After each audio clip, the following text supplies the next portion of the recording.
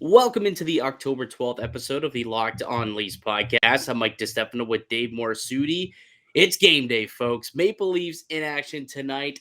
Regular season action, that is, against the Montreal Canadiens down at Les Bell Center. Dave and I will tee up that game for you and give her three keys, as we do before each and every game. And we'll give her season-long over-under predictions a little later on. That's going to be a fun segment. I'm looking forward to it. All that and more coming up on today's edition of Locked On Leafs. You're Locked On Maple Leafs, your daily podcast on the Toronto Maple Leafs. Part of the Locked On Podcast Network, your team every day.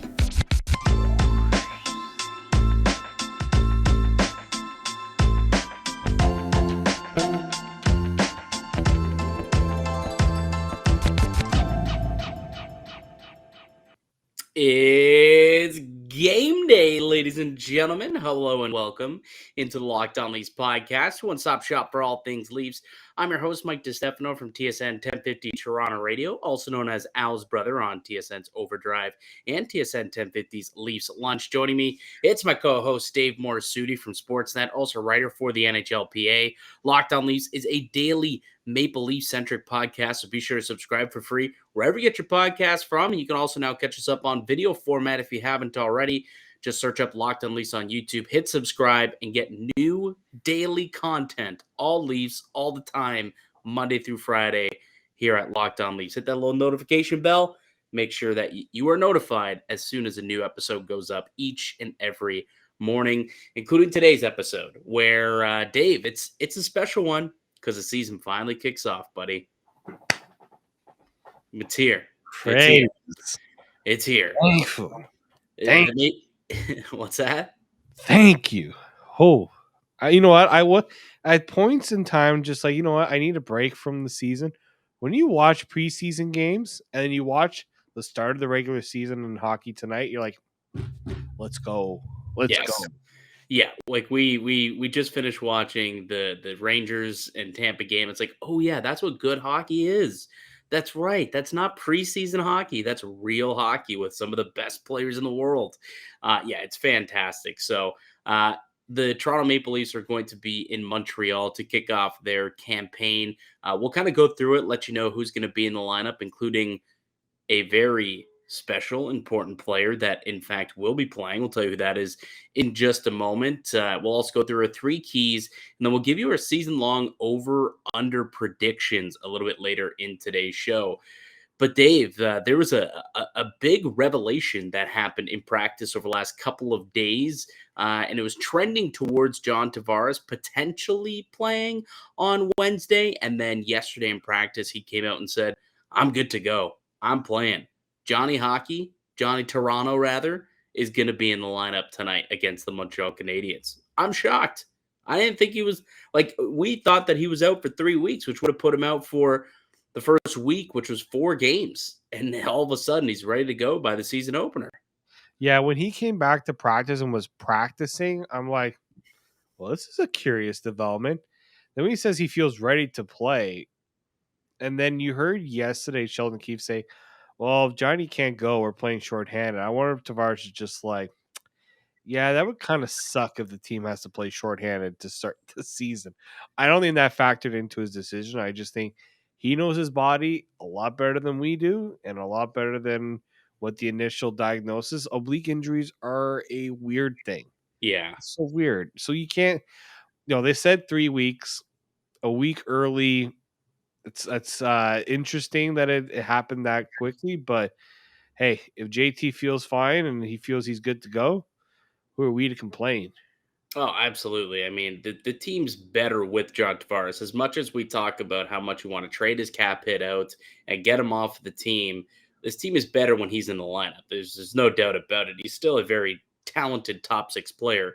Is he the number one top line $11 million center that he was touted to be when he signed here years ago? No, he's not. But is he still a quality top 6 producer? Yeah, he is. So he's going to help this team. Why don't we pull up the lineup that was at practice yesterday that is more than likely going to end up being the lineup we see skate tonight with the Toronto Maple Leafs against Montreal. So if you're on YouTube, you can see the lineup here. It's pretty much the same that we chatted about yesterday when the team was announced. So Bunting, Matthews, and Marner are the top line. Nylander, Tavares, and Dennis Mulligan as the second line. Engvall, Kerfoot, and Yarncroc is the third line. Zach Aston-Reese, David Camp, Nicholas Abe-Kubel is the fourth line. And then on the blue line, you've got Riley Brody as your first pair. You've got Muzzin Hall as your second pair. And Gio and Sandin as your third pair. And Matt Murray will be your starting goaltender. This is a fantastic roster. And I think that they're going to lay an absolute butt whooping on the Montreal Canadiens, man. Like, this is a deep roster. Very, very deep roster. It is. I mean, we broke it down like in terms of why, like especially the bottom six. I remember when they were making additions, and then you saw the lines for the first time, and people just like, where are they going to get their bottom six scoring from? And I'm like, don't speak too. I know, don't be too concerned. You know, Engvall can score, Kerfoot can score. Now we can see our boy Callie can rip it too. And it's like they don't all necessarily need to score. They just need to be able to provide significant or Timely quality goals. minutes. Quality minutes, couple timely goals. That's all you really need out of this group. I mean, you've got a solidified top six, and you've got arguably one of the best lines in hockey up top, and they're going to probably maybe even be the best line in hockey after the Goudreau, Kachuk, Lindholm line had disbanded from last season. And then I don't know about you, but like the way that William Nylander has looked this preseason, I think he's in for a banner year, man. Like this guy, I think is like even Tavares isn't going to be able to slow down a breakout campaign that I think William Nylander is going to get to. And I'll explain a little bit more when we go through our over-unders, but I'm thinking about taking some Nylander unders over at Bet Online also when we're making some of those wagers over there. But just all around, like even the blue line, the one thing that you kind of wince at, and it's not so much that I'm worried, with Muzzin and Hall, just because they're playing the Montreal Canadiens, they're not a very good team anyways. But what Muzzin and Hall are we going to get, right? Like that's my only concern. That's my question. Are we going to get the Muzzin Hall from 2 years ago, which was good enough to be considered a second pair and a fairly good second pair in there in the Canadian division? Or is it going to be Muzzin Hall of last year, which floundered badly, like really, really badly? So that's the maybe biggest concern that I have at this point with this roster. But I don't have that concern going into this game because it's the Montreal Canadiens. They're not a very good team. Why don't we pull up the roster that the Canadiens will be sending out there tonight against the Toronto Maple Leafs and just see how they stack up and just how much better the Maple Leafs are over their opponent tonight, because it's not good, guys. It's really not all that great. The forward lines are okay. I'll say that the forward lines look all right with Caulfield, Suzuki, and Anderson. You'll have Monahan, Kirby Dach, and Mike Hoffman as your second line. Uri Slafkovsky starting the season as the third line winger with Dvorak and Brendan Gallagher, and then Rem Pitlick, Jake Evans, and Evgeny Dadanov going to round out the fourth line there. But let's scroll down to the blue line, because this is where it's sad, man. Like this is a sad looking blue line, Dave. You've got a rookie, Caden Gooley, as a top pair defenseman alongside David Savard. You've got a rookie, basically walk on in Arbor Jacki as a second pair defenseman with Chris Weidman, a journeyman NHLer. And then another rookie in Jordan Harris on your third pair with fellow rookie Jonathan Kavacevic, or however you say that name. It's honestly astounding that the Montreal Canadiens are actually rolling with this blue line against what is arguably the top offense in the league in the Toronto Maple Leafs. I also understand the Montreal Canadiens have a couple of, injuries like Mike Matheson and Joel Edmondson. Yep. Even if you add those guys, it doesn't make this that much better. No. And the fact, look, Caden Gooley is by all counts supposed to be a really good prospect. but you're not supposed to play this guy on the top pairing in his first real, full season in the NHL. Like it's just like I showed my friend a screenshot of this, and he's like, I recognize maybe one guy, just like And I bet you it's not Arbor Jack Guy. no, like he's like, is that the David Savard from Columbus? Yeah. And I'm like, yes. He's like, oh my god. And he's their number one. He's their number one defenseman right now.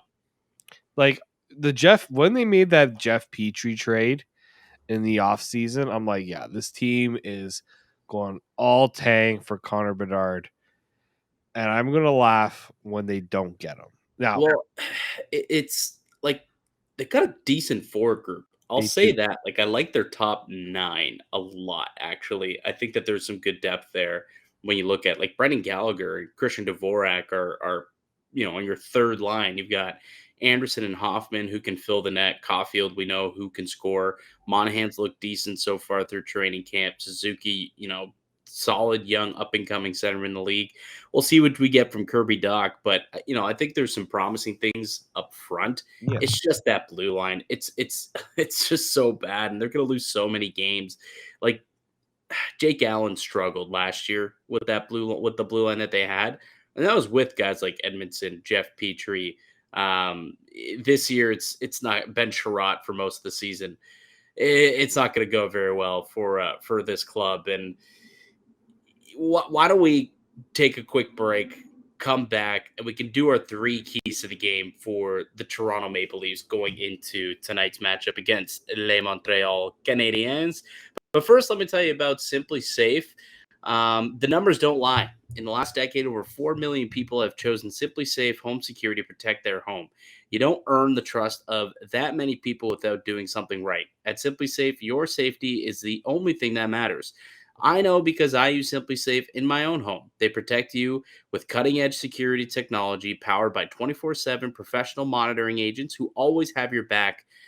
With 24/7 professional monitoring, SimpliSafe's agents call you the moment a threat is detected and dispatch police or first responders in an emergency, even if you're not home or can't be reached. SimpliSafe blankets your home in protection with advanced sensors for every room, window, and door, HD security cameras for inside and outside your home, smarter ways to detect motion that only alert you when the threat is real, and even hazard sensors that instantly detect fires, floods, and other threats to your home.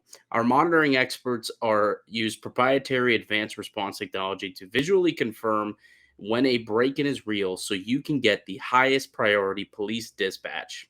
Customize the perfect system for your home in just a few minutes at simplisafe.com/lockedonnhl. Save 20% off your SimpliSafe security system when you sign up for an interactive monitoring plan and get your first month completely free.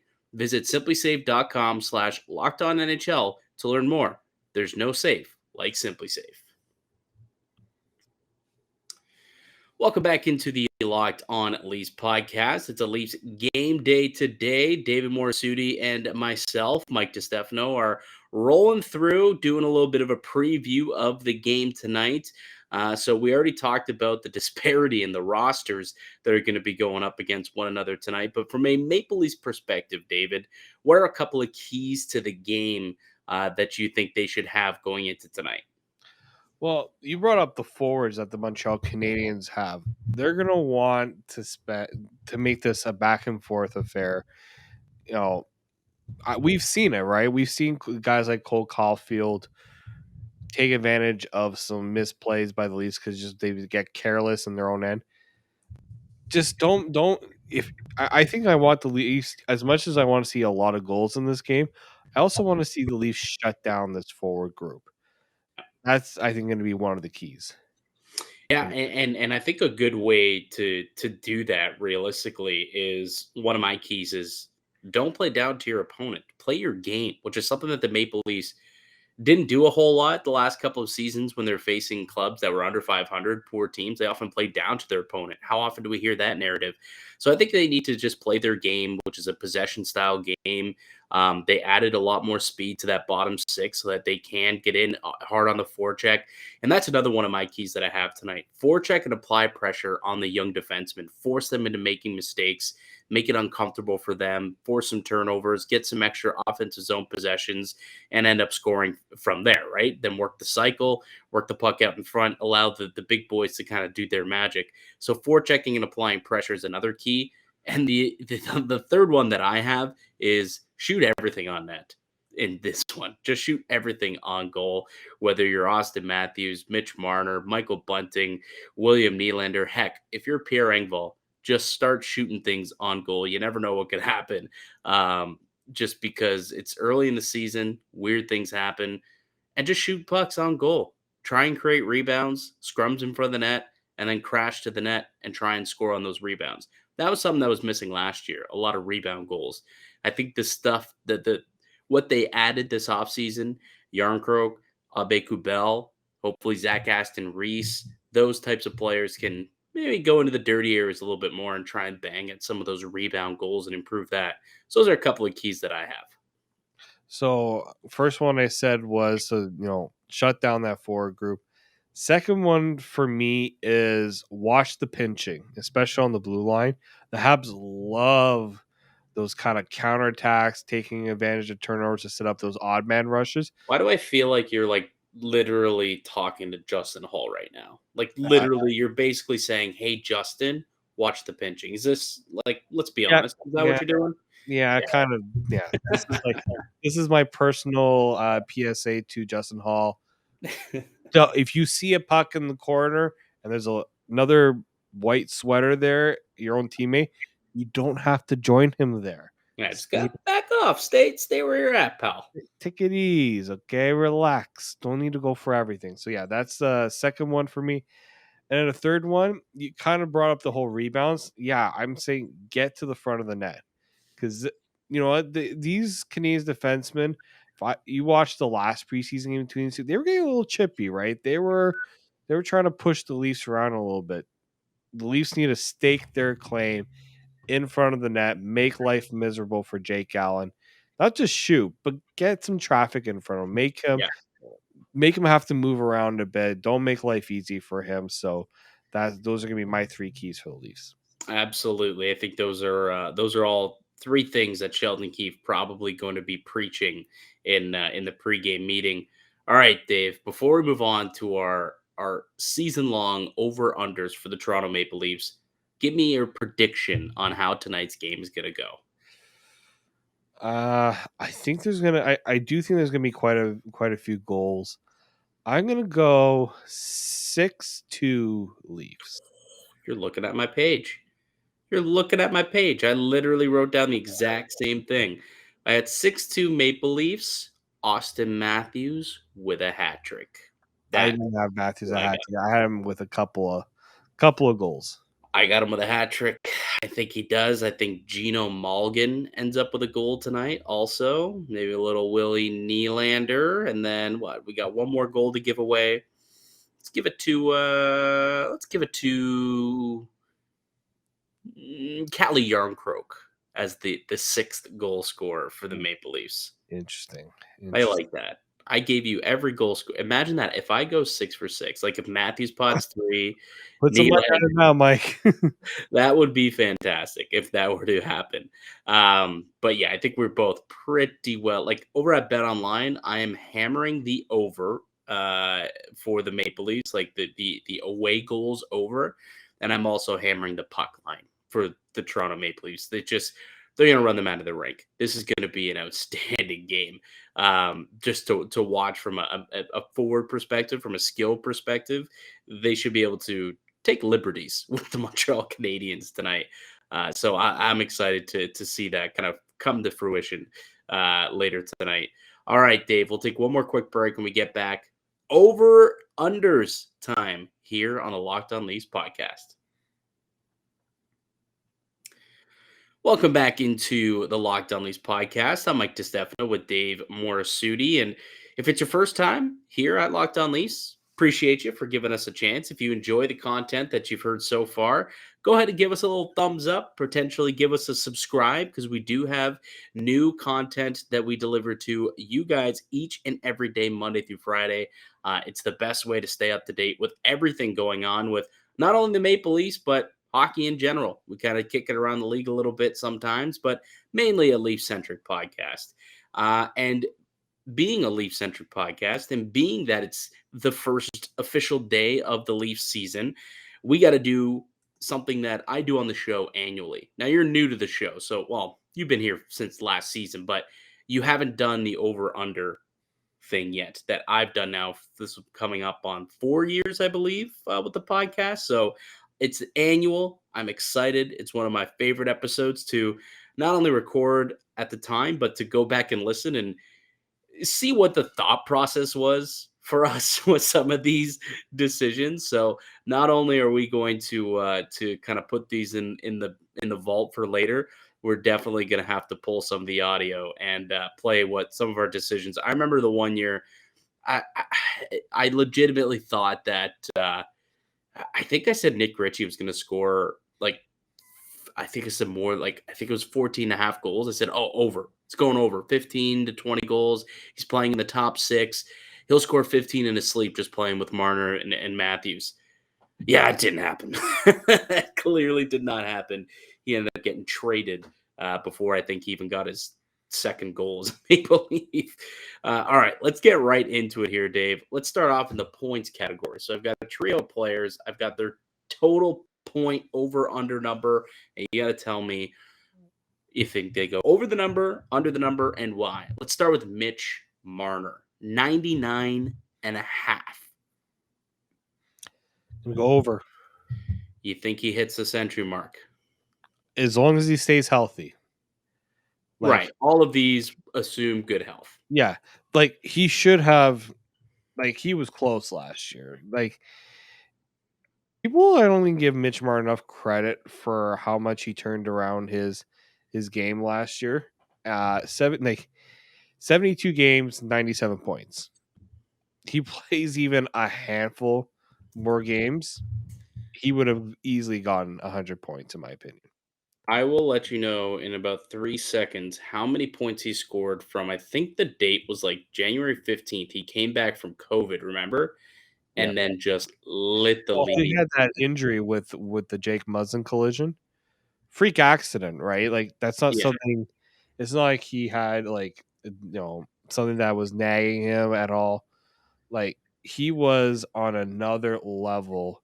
Post here, I got these ones here. Post All-Star break last year, 39 games, 60 points. In the 33 games before the All-Star break, 37 points. Unbelievable. And if you even want to like go back even further from that date that I said, January 15th, tied with Johnny Gaudreau for most points in the NHL with 76, but in 2 less games.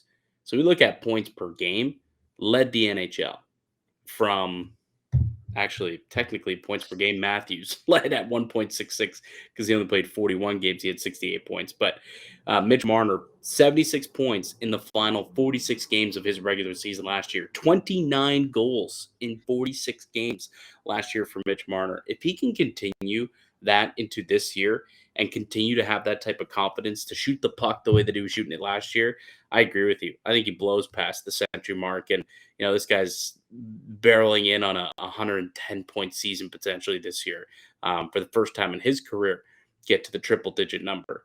All right. John Tavares. This one's interesting. 74 and a half. 74 and a half. That is a tough one because it was tough last year. He got, what was it, 77 last year? I believe 74, if I'm not mistaken. May have been 74 in 77 games. I will check. He had, I have it right in front. He had 76 and 79. Wow. That's what it was. 76 and 79. It's an interesting one. This oblique injury, I'm still like he says he's ready to go, but it can come back up again. I'm gonna go with the under just because this could be something that might be a little concerning, especially start of the year. So I'm gonna go under, and I hope JT just makes me look silly. I hope he also makes you look silly. I just think it'd be awesome if he made you look silly, just regardless. But I'm gonna take the over, man. I'm gonna take the over. Like again, health. If assuming This is where I get mostly is health for me. That's not so, even like, okay. ability. What if I said a 75 point pace based off of an 82 game pace? Yeah, I can say the over. I can see him getting at least I can see him at least matching what he did last year. And that was a tough year for him. Yeah, it he struggled at 5-on-5, right? Like that was the biggest thing with John Tavares. He put up a lot of points on the power play, which probably going to happen again this year. He's back on PP1, despite the little chatter about maybe Michael Bunting taking a little bit of a twirl there. It's going to be John Tavares, at least to start the year. They're going to put up a boatload of points on the power play. And I think if Willie's in store for the season that I think he is, you know, that guy's just going to pick up assists just by being on the ice with William Nylander. I really think it's going to happen. I think those two will find some sort of chemistry this year. They're not going to be as inept as they were a season ago. And like when I look at John Tavares, he literally only had 39 points at 5-on-5 last year. I think he could better that, get to like the 45-ish mark. And if he does that, I think that he can definitely get a 75 point season, maybe even have himself a point per game, 80 points or so. So I'm liking the over on that one. Michael Bunting, 63 and a half. 63 and a half. You're gonna hate me, but I'm gonna go under. Why? Why? Why? Why you are a hater? Why? I'm What keeping has Michael Bunting done to suggest that he won't match or better what he did a year ago? the reason why I think he can do better is if he's sticking to that top line all season. He didn't start there. So that leads me to believe that he could do it, but 5-on-5 he was better than Connor McDavid.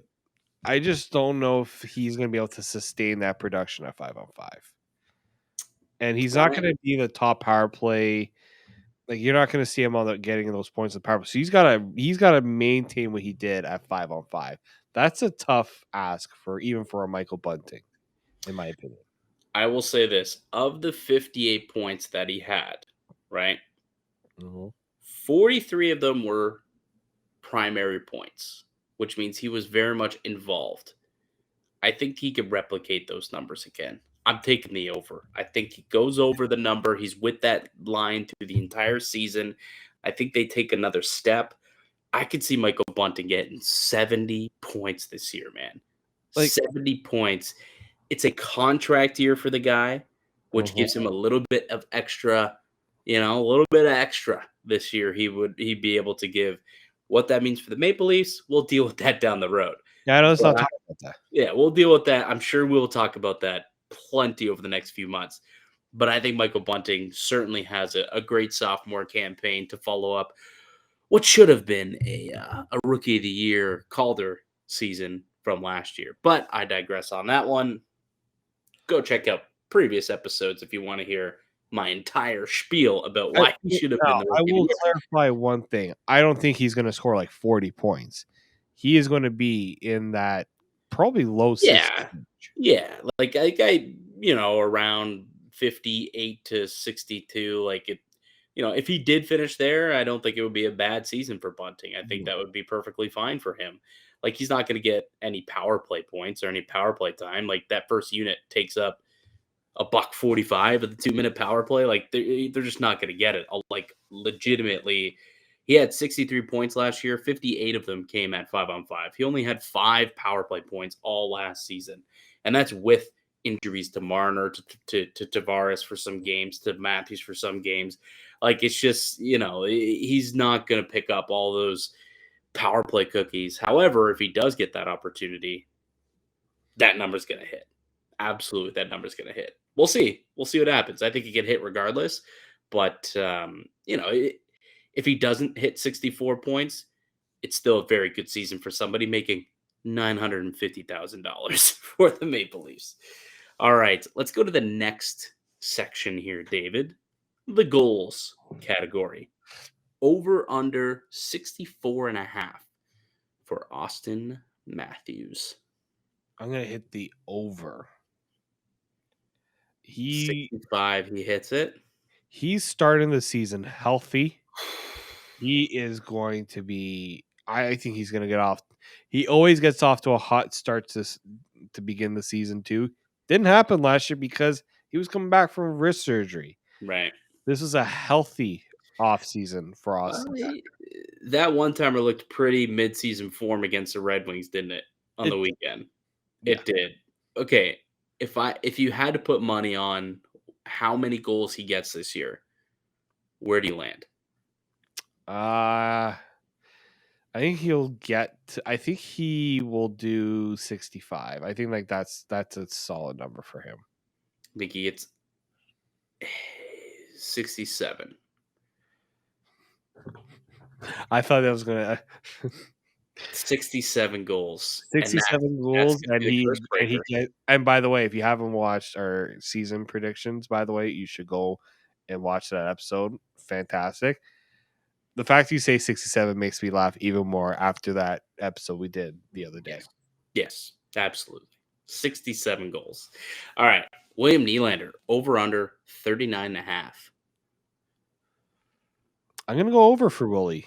I'm hammering the over, man. I think Willie, the way that this guy's playing right now, his engagement level, like he's taking control out there. I think he's going to have such a great year. This guy he could almost I think he'd get to 90 points, like a 40 and 50 type of season. Like, I could totally see this coming out of William Nylander this year. For me, they got to realize that this guy can be a big weapon on the power play. That's where we've seen it, and they just haven't really feed the guy. I know Austin Matthews is there. Austin Matthews can also put it up by 5-on-5. Get William Nylander going on the power play a little bit. That'll make life a little easier for Austin Matthews.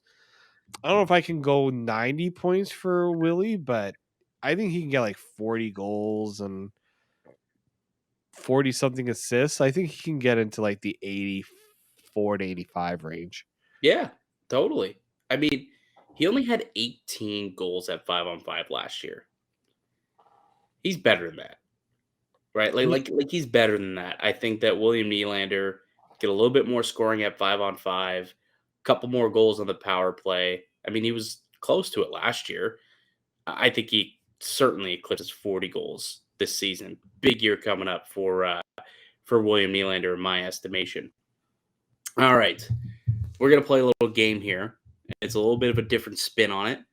Who plays more games for the Maple Leafs? So the first pair I'm going to give you is Nick Robertson or Dennis Mulligan. I'm going to go Nick Robertson. I am going to figure out a way to get him back to the NHL. And Dennis, pardon? He'll play games. Like, Nick Robertson's going to be a piece of this team for sure. I think that Dennis Mulligan has a chance to do well, but he also has a chance to just lose a little of that spark from the preseason. He looked really good. He could Jimmy VC it, Nick Ritchie it, where you're given that opportunity in the top 6. And, well, once you're playing against real NHL talent, it just, you don't have it, right? It's possible that it could happen. The pixie dust could wear off here. And I think that Nick Robertson is behind him too. There's pressure there. Oh, yeah. I'm curious to see how long the leash is on Mulligan, knowing that Robertson's there waiting in the wings. That said, they actually don't have the cap space to make that move. Going up against Robertson right now is that something has to give. especially when the Liljegren comes back. Yeah. Well, yeah. There needs to be some sort of move once Liljegren gets back, but we'll talk about that when that gets there. I actually think Dennis Malkin's going to play more games, and I don't think that's an indictment on Nick Robertson. I actually believe that he might be better suited playing 50, 60 games in the American League and coming up in spurts, coming up, playing some games, getting some meaningful minutes, here and there, but more so being the guy in the American League, going out and scoring 33 goals in 60 games in the AHL. I think that would benefit him most. And then next year, that's your season to really take over and be the dude for Toronto. And, as much as we don't want to talk about it, there's a player by the name of Michael Bunting, right, that might not be here next year. Robertson could fill in some of that void if he does become the prolific goal scorer that we think he could become.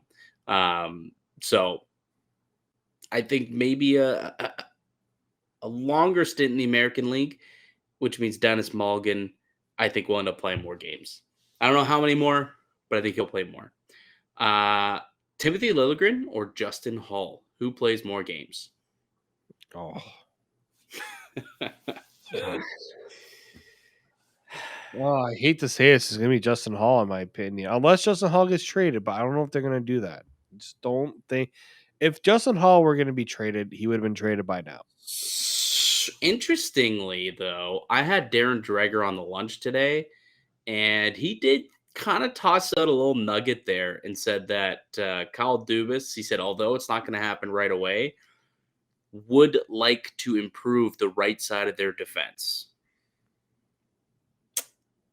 So they want to improve on Justin Hall. And if he believes that Liljegren's part of the future, maybe Justin Hall's part of that trade package going the other way.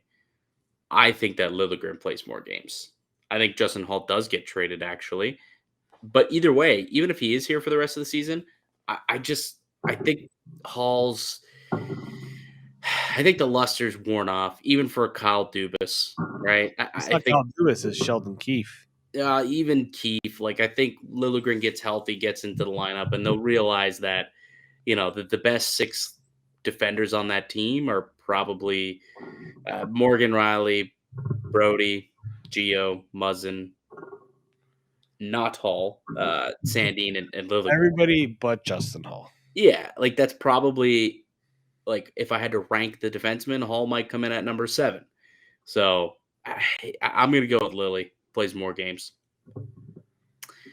Matt Murray or Ilya Samsonov? Matt Murray. You've changed your tune on this one. Yeah, watching him in preseason, I just feel that he's dialed in. He looks he just the way that I've heard people talk about Matt Murray, I just think that he's in this is the right situation for him.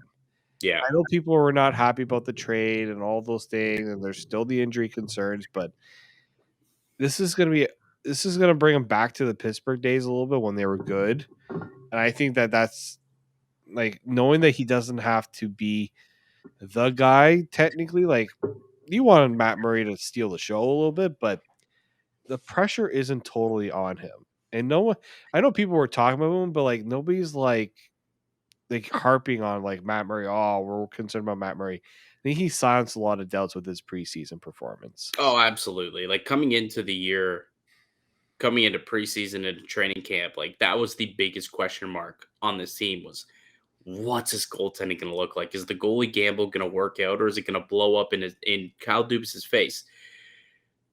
There's still time for it to blow up, but the early returns look good. But it's through preseason, right? Like we still got to see what happens when you got full NHL rosters out there, and what happens when he does allow a bad goal. Can things spiral? Like how is he able to? Is he able to, fight through a little bit of adversity that he hasn't faced yet? Like those are the things that I'm more so curious about what happens with Matt Murray. But I agree with you that like I've always been of the opinion that Matt Murray was the 1A and Samsonov was 1B. Like it was close. Like one guy's going to start you 45 games and the other guy will start you 39 games type of situation or whatever the math equates to. But I think ultimately, yeah, Matt Murray is going to play more games for the Leafs, and I think that they'll both put together some pretty solid goaltending, which leads me to an over/under question, David. The duo of Matt Murray and Ilya Samsonov will have a save percentage of 907 and a half, over or under. Over. That would be league average from last year. And I thought, I like if Jack Hamill didn't fall off the wagon, the Leafs wouldn't have been too far off from that in terms of the number. I was talking with the Locked On Capitals host. We have an episode coming up soon. He kind of not totally cooled down the brakes on Ilya Samsonov, but he says like this guy has potential. And I feel like with the Leafs with this new goaltending coach with Curtis Stan, I just have a better feel that they have a better plan for their goaltenders. Yep. I think there's more trust in the goaltending coach than was here before.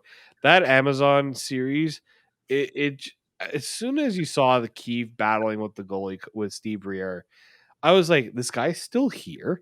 Like, I think Dude, a lot of that had to do with the goalies that were here and they liked them, but legitimately, like I think one of the memories that stick out to me most from that entire docu series was like they were doing like a film breakdown or a film study, and a goal went off of I don't know somebody, and Campbell didn't make the save, it was Freddie actually. and Freddie did make the save, and Sheldon goes like, "Oh, you gotta have that," and Steve Briere goes, "One off the guy's ass," and he looks at him and goes like, "F off," and that was it.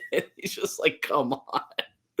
Oh, it was so funny. Yeah, we learned that Sheldon Keefe, a little bit of a trucker mouth throughout that docu series. All right, so we're both we both feel pretty strongly about the Leafs goaltending going into the year. How about the over under at 0.5 playoff wins Wins or round wins? or playoff round victories, series wins? I think they can win a round. I like Is the they round enough though to like keep Dubas and this team and the core, like, is one round enough? It shouldn't be. I think they have to do more because we keep saying that if they get through one round, they win a round, they should be able to go on a run. I think they got to get to the conference finals. Like they got to be close. You win a round, it at least doesn't hurt that bad if you miss out of the second. Like if you get bounced in the second round. But in my mind, the second round still wouldn't be good enough for me. Like Yeah, got to make it out of the Atlantic. you have to make it out of the Atlantic. You have to go to the Eastern Conference Finals for me. Now, I've been one to say that you need to walk. You need to walk before you can run, but they've been walking for a long time. Yeah, no, they don't afford the ability to walk at this point. Yeah, They are 6 years old and still crawling on the floor. Get up and walk. Get up and run. It's time to run, guys. take the Okay, pinwheels off. walking stage is over. It's time to run. Like that's what this is all about here for the Maple Leafs. I mean, yesterday's show. I guess I predicted them. Spoiler alert: if you didn't listen to yesterday's show, you You should. didn't listen. Shame on you. Shame on you. You should go listen because we did season predictions like around the league, and we predicted who our Stanley Cup champion was going to be, and may or may not have said the Toronto Maple Leafs. So if I'm still going to roll with them as my Cup champion, that means they're going to win a playoff round. So I got to take the over to stay consistent on that one. But I actually do look at the roster that they've assembled here. This is the best roster that the Maple Leafs have had in God knows how long. Like 1 through 12 at the forward position, 1 through 6, 7 NHL defensemen deep, 8, 9 if you want to include Mete and Jordy Ben when they're healthy. You've got a couple of goalies who have looked good so far. Like that's clearly a gamble. We've talked about that, but they had a 115-point season with 900 goaltending last year. Like they don't need to be stellar. They just got to be even slightly below league average, and they'll be all right. Like I truly believe that the Maple Leafs are in store for a special season. I Yeah. believe they are. Again, when you listen to this crossover episode of Locked On Capitals, he even kind of says like this team should go further than what they've done. And I said, I know, but it's not like If they can win the division, get home ice advantage, and get a more favorable opponent. And I know Columbus was a favorable opponent. Montreal was a favorable opponent. But I think this is a different team now than they were before. Like you said, they almost beat Tampa. Like they could have beat Tampa. They were this far away, and Austin Matthews tip in front away from moving on to the second round. Like they're there. They're knocking on the door. They are right there. But this is it. Like this is the one season they have to finally bust through that door, because I do believe that there'll be some wholesale changes if it's another first round exit. I really yeah, do believe that. As much as I would hate it, because I like what's going on, I like the process, it's there's no way that they can have another year of this where they're happy about knocking on the door, being close. They've been too close for too long. Now they got to get there. So, we'll see what happens, man. Game 1 starts. The journey starts tonight. Starts tonight against the Montreal Canadiens. Should be a fun one. And that'll do it for us here today on the podcast. I'd like to thank you all for listening and supporting the show. You can subscribe to the Locked On Leafs podcast on all podcast platforms to receive daily Leafs content. Follow myself on Twitter at Mickey_Canuck. Follow Dave at D_Morassutti. Also follow the show at Locked On Leafs. We'll be back with another episode tomorrow. We're going to be recapping the game between the Toronto Maple Leafs and the Montreal Canadiens, and also teeing up, previewing the show again, or the game against the Montreal or the Washington Capitals. You actually spoke with them earlier today, so what do we have in store for that? well, we basically went over the Capitals, what they look like this season. What's changed with them, what looks some familiar faces but new faces, and what their expectations. A team that's also struggling to get out of the first round as Yeah, well. well, except they've won a Stanley Cup Yeah. with that core, so I, yeah, they're okay. They're okay. The Maple Leafs, however, lot to prove. Yeah. Lots to prove. And it all starts tonight. We'll be back to break down the game tomorrow. Make sure you're subscribed, hit the notification bell so that you get that directly to us. And David, I'm hoping that by the time this video is out there, we hit our goal. Because by puck drop, we want to be at 2,000 I subscribers. was disappointed for the longest time. Then just before we record, Mike's like, "Did you see the number?" I looked at the number and I said, "Ma, where did these?" All of a sudden, we went up what, a good 30 subscribers, with just today. More We than are that. I think 6. more than that. Yeah, we went up a decent amount. Our goal was to get to 2,000 by puck drop by opening day, opening night for the Maple Leafs, and as of now, we are 4 subscribers away. So if you are unsubscribed right now, unsubscribed, and you're watching this and you're listening to this, help us out. Mike, Go it's across this- 1994. It's our birth years. Our birth year. So we need. I like that number, subs. but I do not want to see that number by puck drop. Yes, no, it needs to be 2,000. 2K, Y2K, Y2J, Chris Jericho, AEW, also in Toronto tonight as well at the Coca-Cola Coliseum. How you like them apples, buddy? All right, before we get to another wrestling reference, let's cut this podcast here, because now we're just kind of going on a little long.